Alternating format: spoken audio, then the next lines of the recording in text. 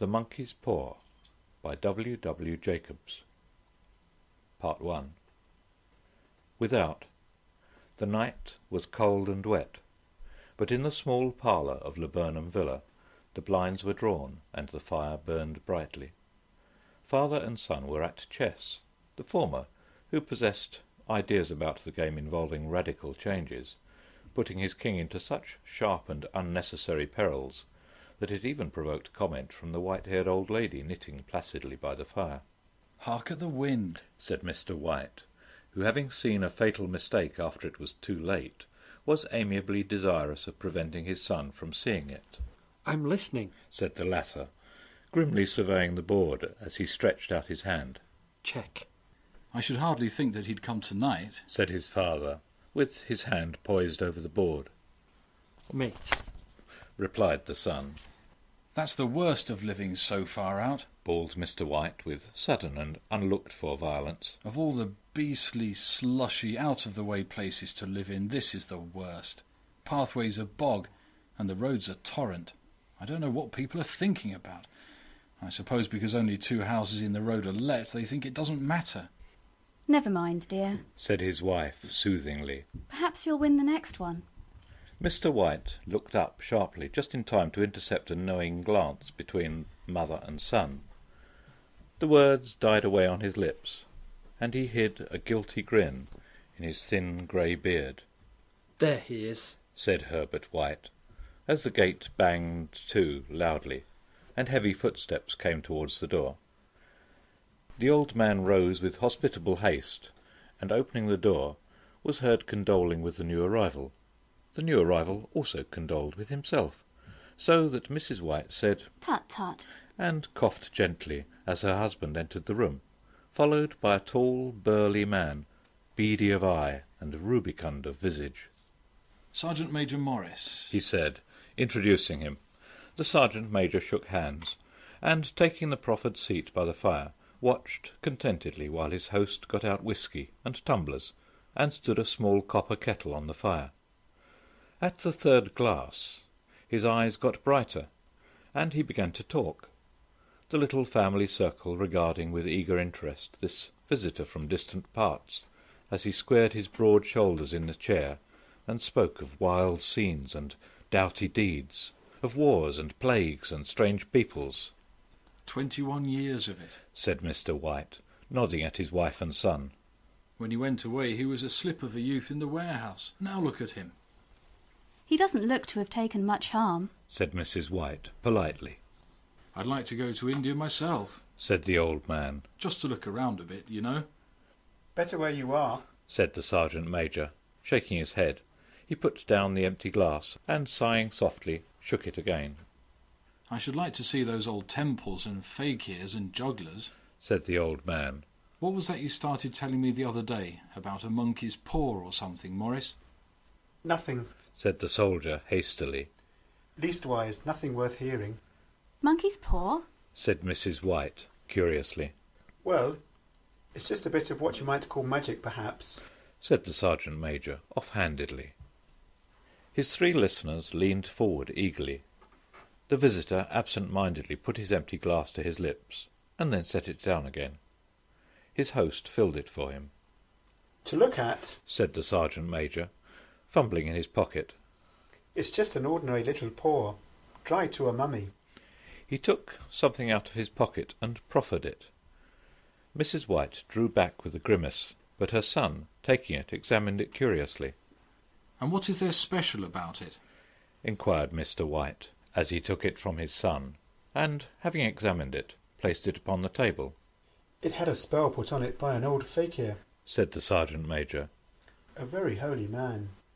He wanted to show that fate ruled people's lives, and that those who interfered with it did so to their sorrow. He put a spell on it so that 3 separate men could each have 3 wishes from it." His manner was so impressive that his hearers were conscious that their light laughter jarred somewhat. "Well, why don't you have 3, sir?" said Herbert White cleverly. The soldier regarded him in the way that middle age is wont to regard presumptuous youth. "I have," he said, quietly, and his blotchy face whitened. And did you really have the 3 wishes granted? Asked Mrs. White. I did, Said the sergeant major, and his glass tapped against his strong teeth. And has anybody else wished? Persisted the old lady. The first man had his 3 wishes. Yes. Was the reply.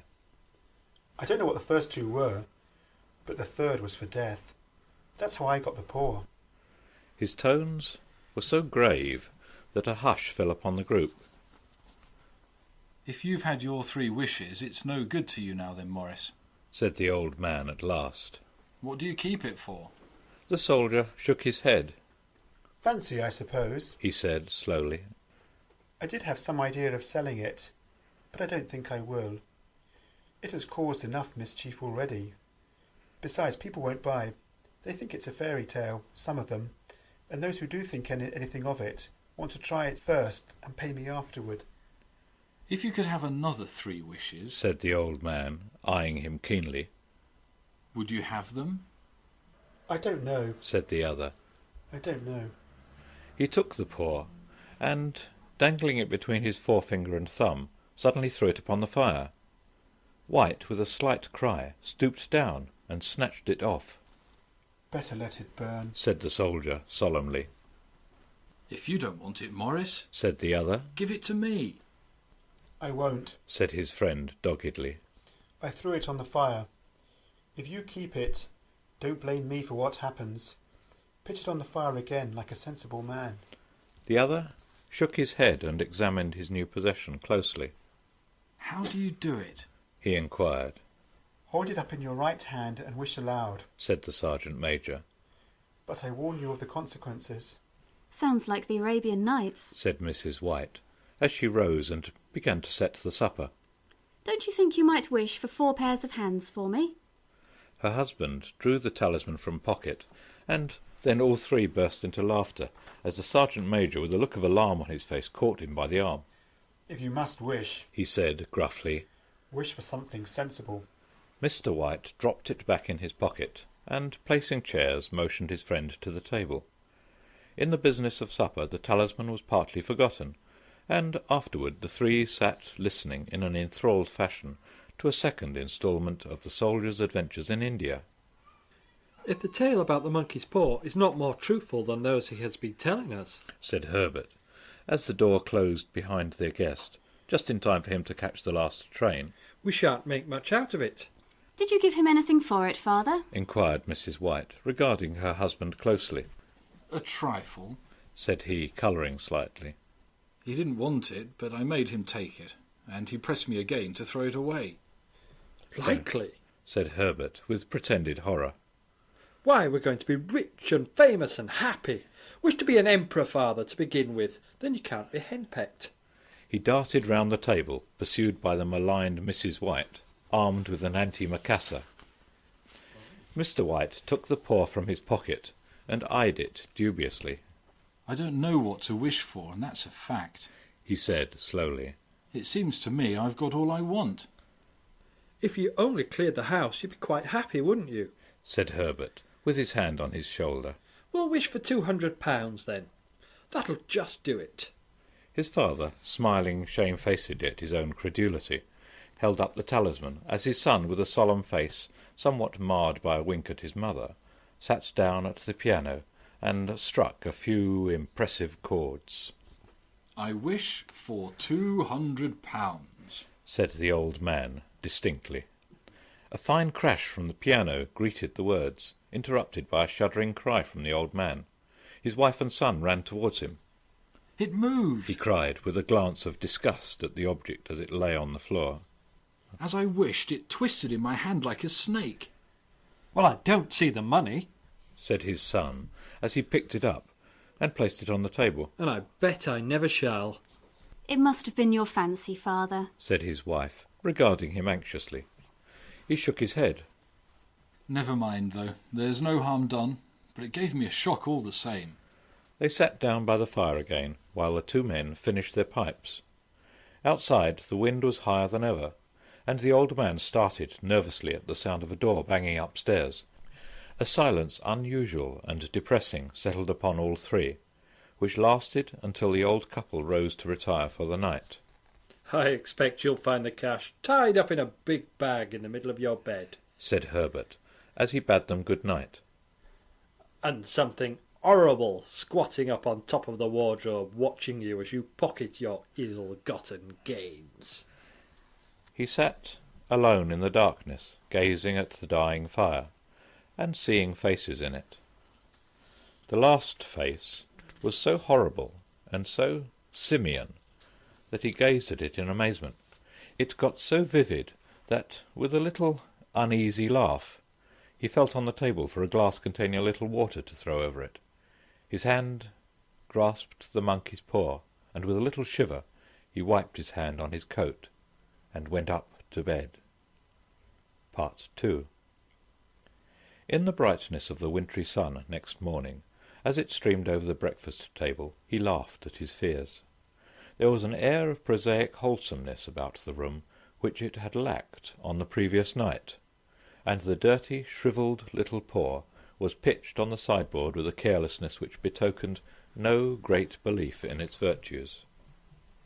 I suppose all old soldiers are the same, said Mrs. White. The idea of our listening to such nonsense. How could wishes be granted in these days?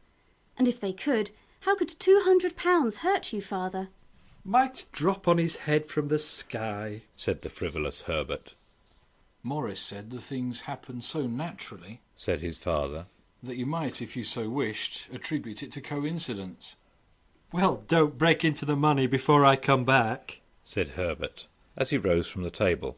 I'm afraid it'll turn you into a mean, avaricious man, and we shall have to disown you.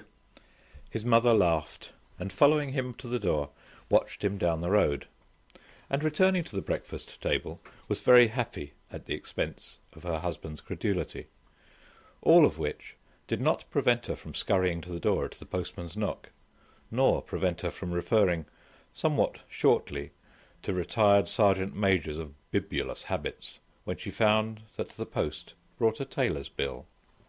Herbert will have some more of his funny remarks, I expect, when he comes home, she said, as they sat at dinner. I dare say, said Mr. White, pouring himself out some beer. But for all that, the thing moved in my hand, that I'll swear to. You thought it did, said the old lady soothingly. I say it did, replied the other. There was no thought about it. I had just... What's the matter? His wife made no reply. She was watching the mysterious movements of a man outside, who, peering in an undecided fashion at the house, appeared to be trying to make up his mind to enter. In mental connection with the £200, she noticed that the stranger was well dressed and wore a silk hat of glossy newness. 3 times he paused at the gate and then walked on again. The 4th time he stood with his hand upon it, and then with sudden resolution flung it open and walked up the path. Mrs. White at the same moment placed her hands behind her, and hurriedly unfastening the strings of her apron, put that useful article of apparel behind the cushion of her chair. She brought the stranger, who seemed ill at ease, into the room. He gazed at her furtively, and listened in a preoccupied fashion as the old lady apologized for the appearance of the room and her husband's coat, a garment which he usually reserved for the garden. She then waited, as patiently as her sex would permit, for him to broach his business. But he was at first strangely silent. I was asked to call, he said at last, and stooped and picked a piece of cotton from his trousers. I come from Morn Meggins. The old lady started. Is anything the matter? She asked breathlessly. Has anything happened to Herbert? What is it? What is it? Her husband interposed. There, mother, he said hastily. Sit down and don't jump to conclusions. You've not brought bad news, I'm sure, sir. And he eyed the other wistfully. I'm sorry, began the visitor. Is he hurt? Demanded the mother wildly. The visitor bowed in assent. Badly hurt, he said quietly. But he is not in any pain. Oh, thank God, said the old woman, clasping her hands. Thank God for that. She broke off suddenly as the sinister meaning of the assurance dawned upon her, and she saw the awful confirmation of her fears in the other's perverted face. She caught her breath, and turning to her slower-witted husband, laid her trembling old hand upon his. There was a long silence. "He was caught in the machinery," said the visitor, at length in a low voice.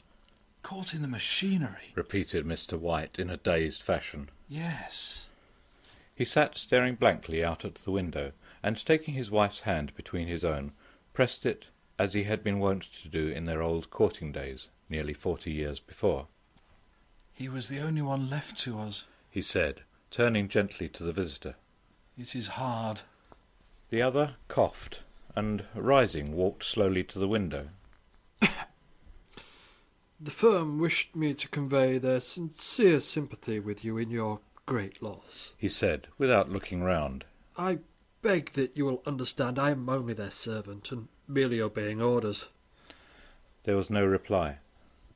The old woman's face was white, her eyes staring, and her breath inaudible. On the husband's face was a look such as his friend the sergeant might have carried into his first action. "I was to say that Moore and Meggins disclaim all responsibility," continued the other. "They admit no liability at all, but in consideration of your son's services, they wish to present you with a certain sum as compensation." Mr. White dropped his wife's hand, and, rising to his feet, gazed with a look of horror at his visitor. His dry lips shaped the words, "How much?" £200, was the answer. Unconscious of his wife's shriek, the old man smiled faintly, put out his hands like a sightless man, and dropped, a senseless heap, to the floor. Part 3. In the huge new cemetery some 2 miles distant, the old people buried their dead, and came back to a house steeped in shadow and silence. It was all over so quickly that at first they could hardly realize it, and remained in a state of expectation as though of something else to happen, something else which was to lighten this load, too heavy for old hearts to bear. But the days passed, and expectation gave place to resignation. The hopeless resignation of the old, sometimes miscalled apathy. Sometimes they hardly exchanged a word, for now they had nothing to talk about, and their days were long to weariness. It was about a week after that the old man, waking suddenly in the night, stretched out his hand and found himself alone. The room was in darkness, and the sound of subdued weeping came from the window. He raised himself in bed and listened. "Come back," he said tenderly. "You'll be cold." "It is colder for my son," said the old woman, and wept afresh.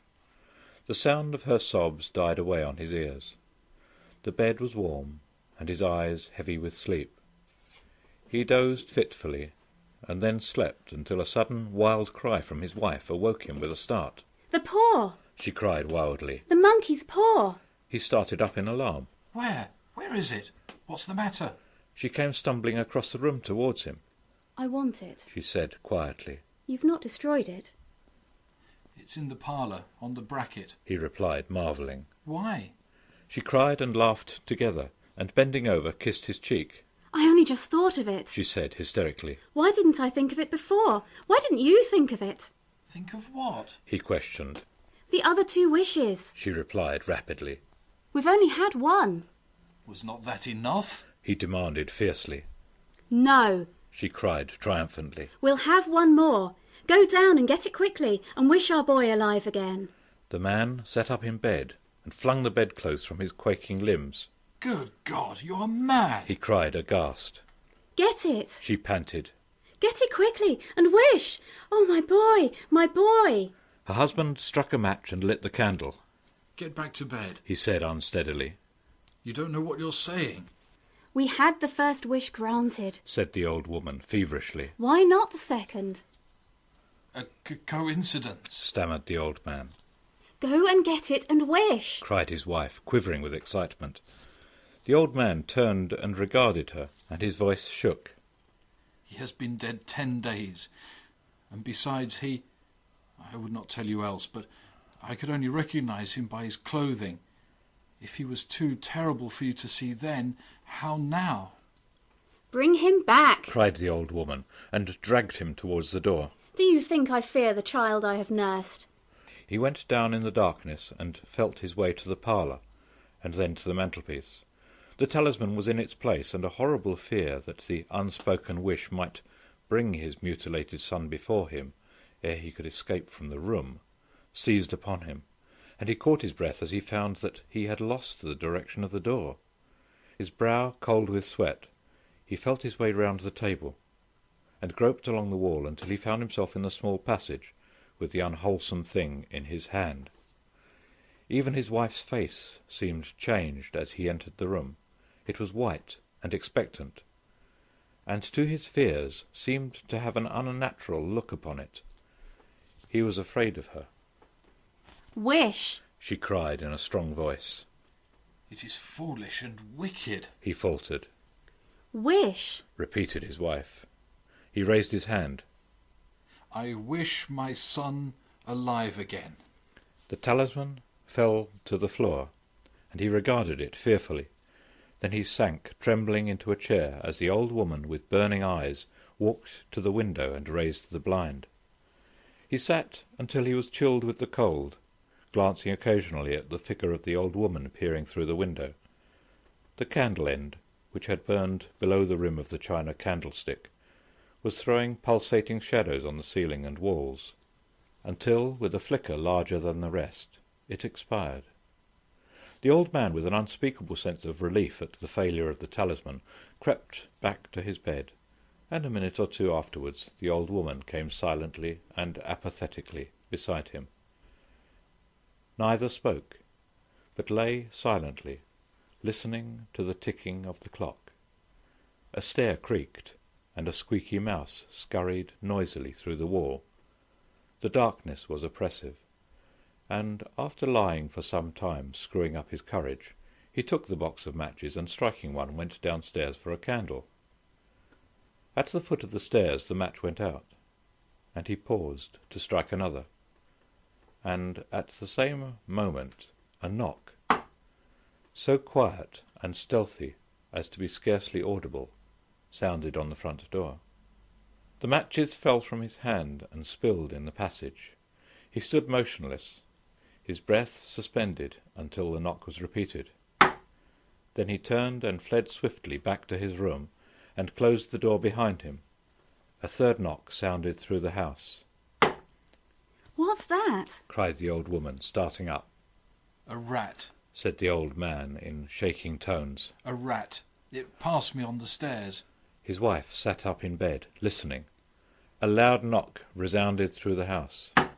"It's Herbert!" She screamed. "It's Herbert!" She ran to the door, but her husband was before her, and catching her by the arm, held her tightly. "What are you going to do?" He whispered hoarsely. "It's my boy! It's Herbert!" She cried, struggling mechanically. "I forgot it was 2 miles away. What are you holding me for? Let go! I must open the door." "For God's sake, don't let it in!" cried the old man, trembling. "You're afraid of your own son." She cried, struggling. "Let me go! I'm coming, Herbert! I'm coming!" There was another knock, and another.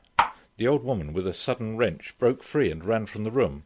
Her husband followed to the landing, and called after her appealingly as she hurried downstairs. He heard the chain rattle back, and the bottom bolt drawn slowly and stiffly from the socket. Then the old woman's voice, strained and panting. "The bolt!" she cried loudly. "Come down! I can't reach it!" But her husband was on his hands and knees, groping wildly on the floor in search of the paw. If he could only find it before the thing outside got in! A perfect fusillade of knocks reverberated through the house, and he heard the scraping of a chair as his wife put it down in the passage against the door.